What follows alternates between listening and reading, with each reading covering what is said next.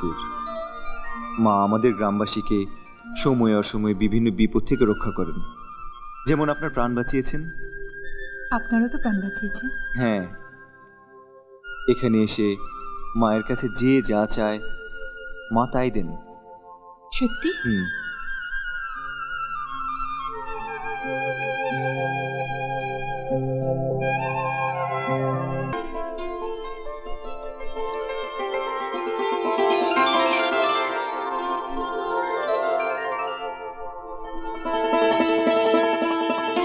কই জিজ্ঞেস করলেন না তো আমি মার কাছে কি চাইলাম?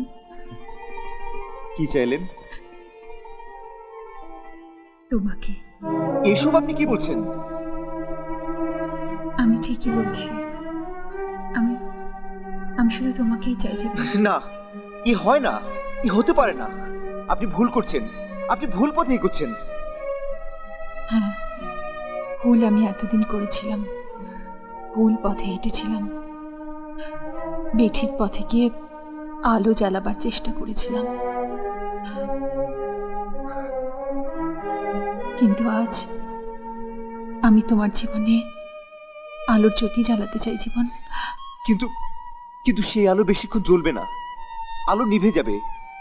কারণ একজন চাষির ঘরে লণ্ঠনের আলোই মানায়, বিদ্যুতের আলো নয়।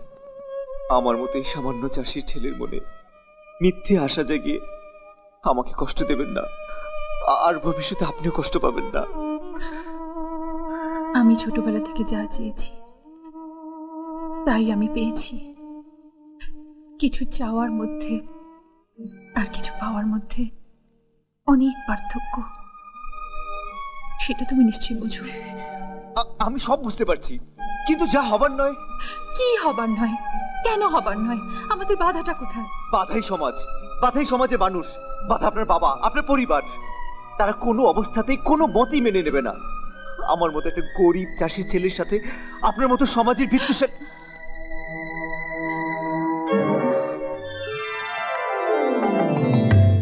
মানুষের জীবনে আসল হলো মন।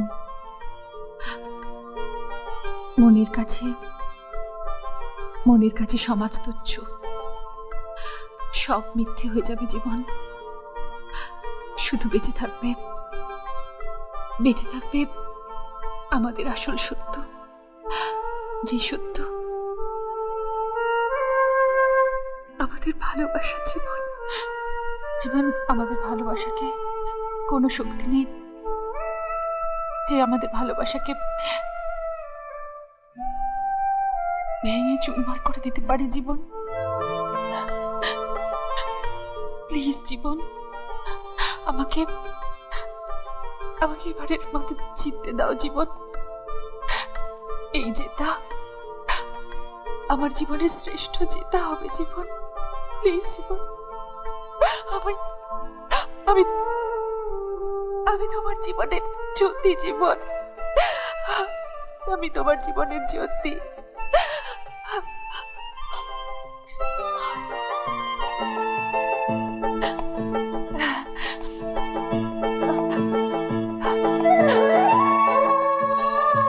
ধরো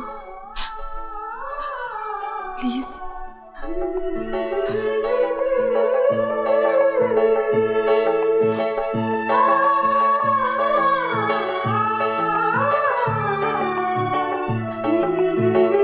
চলো আমরা মায়ের কাছে আশীর্বাদ নিয়ে আসি।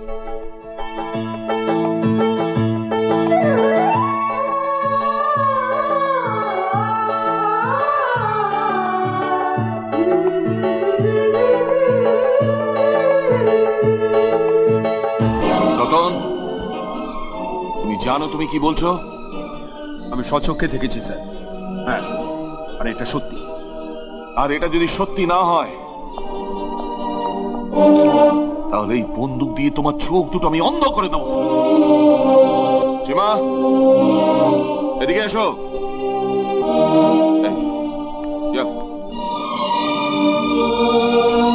এতক্ষণ কোথায় ছিলে? আমি ওই তো রাধার ওখানে। রাধার ওখানে না, ওই লোফার জীবনটার সাথে।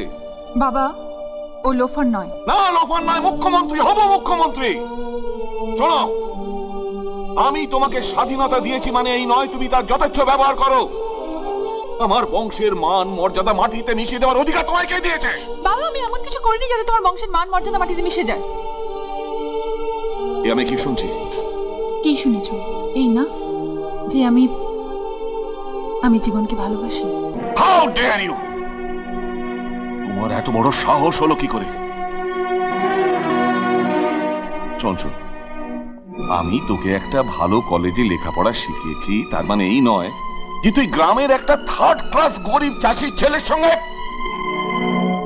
ছি ছি ছি! শোনো, আমার বেস্ট ফ্রেন্ড শিবেন চৌধুরীর ছেলের সঙ্গে তোমার বিয়ে আমি ঠিক করেছি এবং তাই হবে।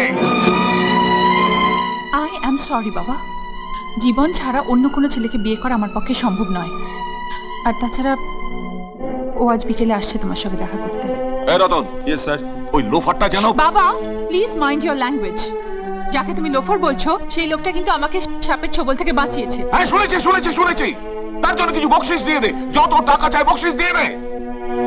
কিন্তু তার মানে এই নয় সব জলাঞ্জলি দিয়ে ওই চাষির হাতে তোকে আমি তুলে দেবো। কিন্তু আমি যে আমার সমস্ত কিছু ওর হাতে তুলে দিয়েছি। I love him. আর জীবন তোমার হবু জামাই। হবু জামাই? হবু জামাই!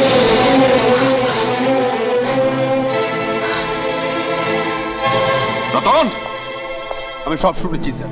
ওই রাস্কেল জীবনটা যেন এই বাড়ির চৌকাঠ না মারায়। আপনি কিছু ভাববেন না স্যার, আমি রয়েছি আপনার পাশে। যা বন্দোবস্ত করার তা আমি করব। এমন আরো অনেক ভিডিও দেখতে এই চ্যানেলটি সাবস্ক্রাইব করে নিন এবং পাশের বেল আইকনটি প্রেস করে দিন।